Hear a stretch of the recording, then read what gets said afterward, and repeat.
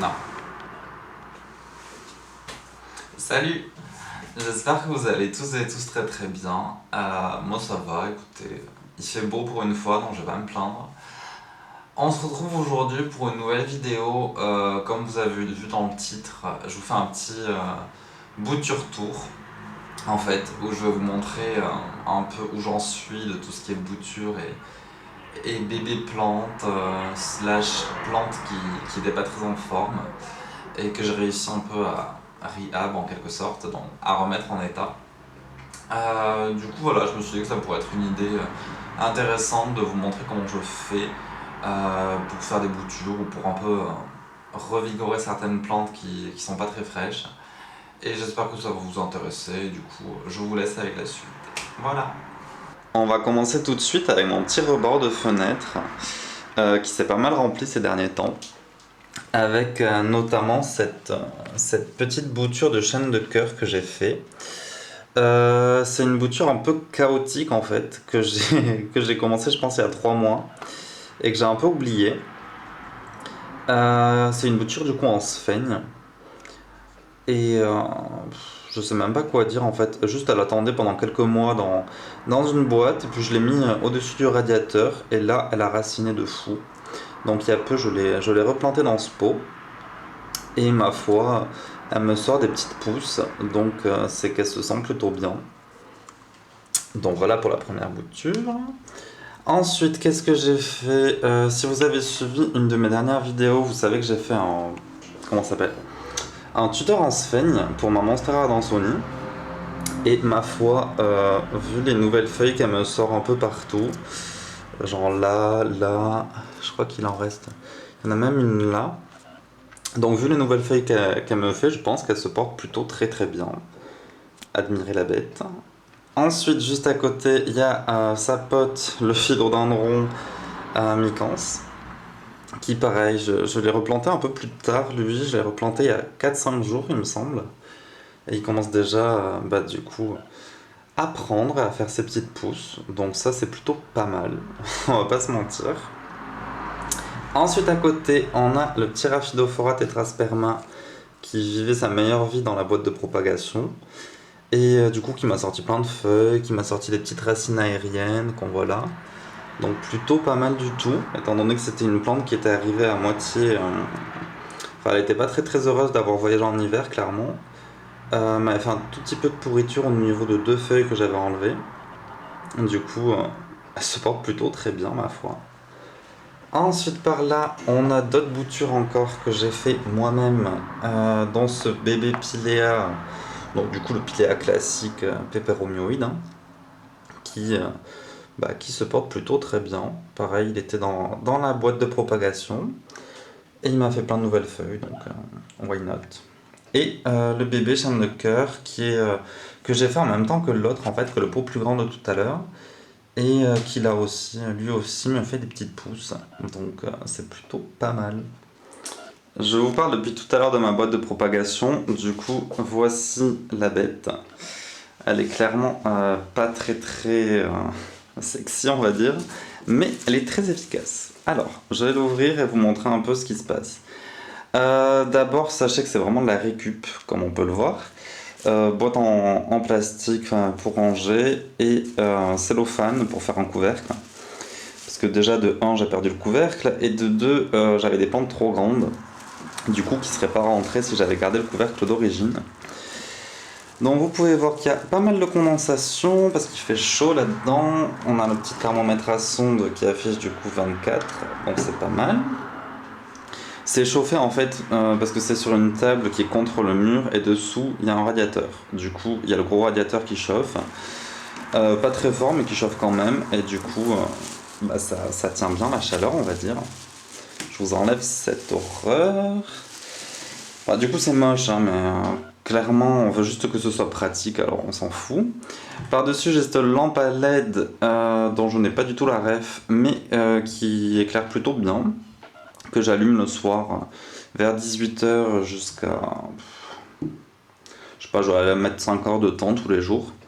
Comme c'est du LED ça consomme pas trop et l'avantage c'est que ça booste bien mes plantes. Alors du coup les plantes en question on va en parler. Là-dedans, bon, c'est un peu sale, mais on a tout ce qui est propagation et bébé plante un peu compliqué.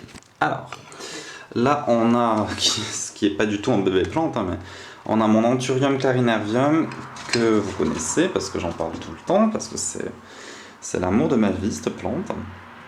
Qui est une plante très belle, mais qui poussait pas du tout chez moi, qui avait perdu la troisième feuille qu'elle avait, qui gondolait. Et là, en fait, bah, depuis qu'elle est dans sa boîte, elle est bien au chaud, lumière, humidité.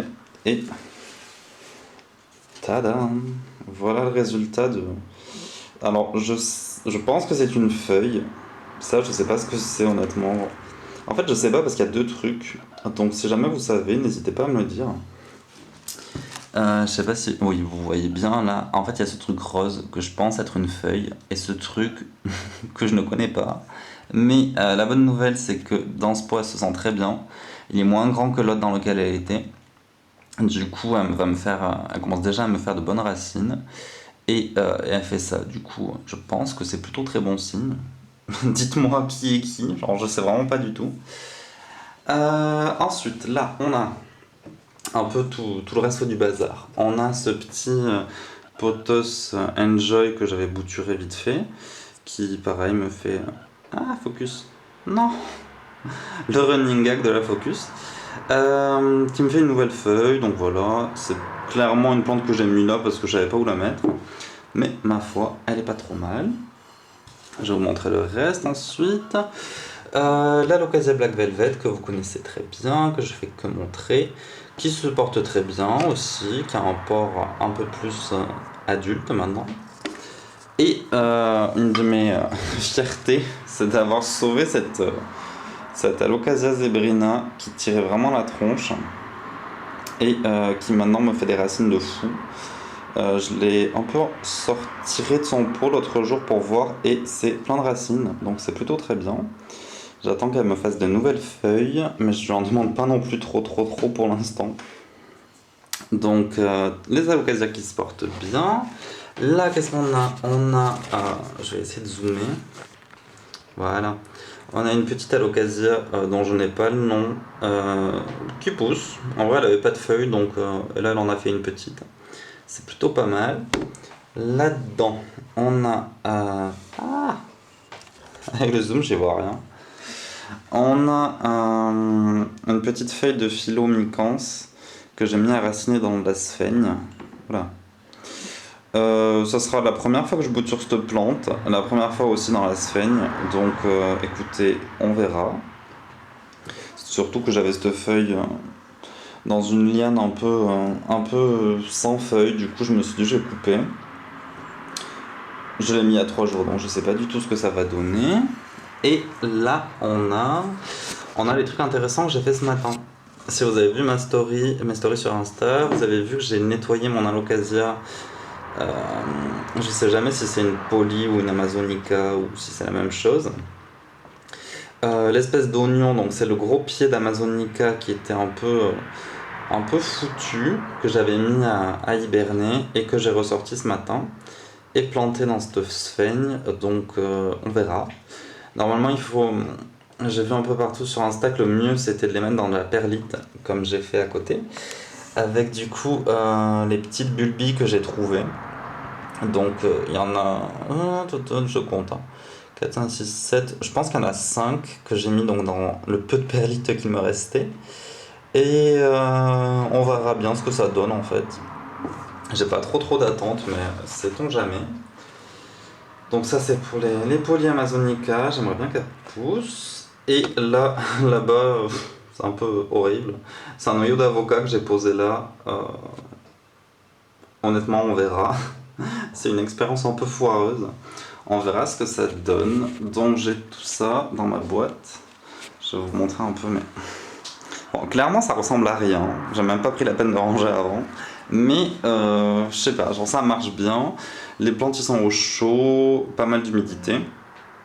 Ce que je voulais faire de base c'était mettre vraiment masse de sphaigne dedans pour les laisser pousser dedans.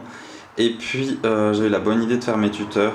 Du coup, bon, comment vous dire que c'est assez gourmand en sphaigne ces trucs. Du coup, voilà pour la caisse. À côté, j'ai ma petite, enfin la petite, le gros piléa dont je vous avais parlé qui était à moitié mort, qui se remet pas mal. Donc ça, c'est, il fait des nouvelles feuilles, il est au chaud à la lumière, donc ça va. Et je pense que c'est tout, parce qu'après, si je parle pendant 30 ans, ça va être un peu ennuyeux pour vous.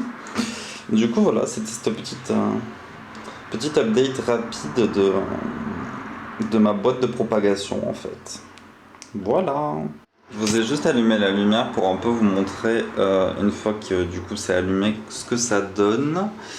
On n'y voit absolument rien, mais dites-vous que quand elles sont là-dedans, elles ont tout ça comme lumière et comme humidité. Du coup, je pense que ça les aide pas mal. C'est à peu près tout pour moi. Je pense pas avoir 70 trucs à rajouter, mis à part que j'aime trop faire des boutures en fait. C'est vraiment quelque chose qui m'intéresse.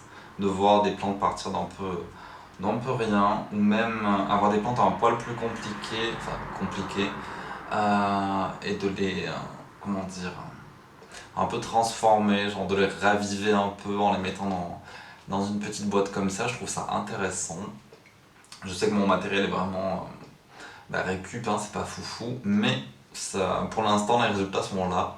Du coup, je vous ferai une petite update, une énième update de comment ça a évolué. Pour l'instant, c'est plutôt pas mal.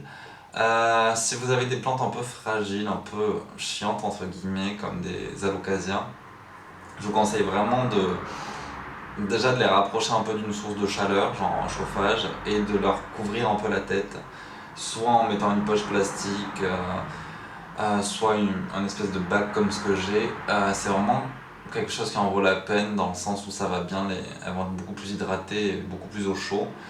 Donc voilà, faut pas oublier non plus que c'est des plantes tropicales qui aiment la chaleur et l'humidité. Et c'est vrai que chez nous, il fait pas forcément super chaud actuellement. Donc autant leur donner un petit coup de pouce et les aider du mieux qu'on peut. Du coup voilà, c'est tout. N'hésitez pas à encore une fois m'envoyer des petits commentaires, des petits DM, ça fait toujours plaisir. Et moi je vous dis à cette fin de semaine, du coup à dimanche, et bonne fin de journée. Bye.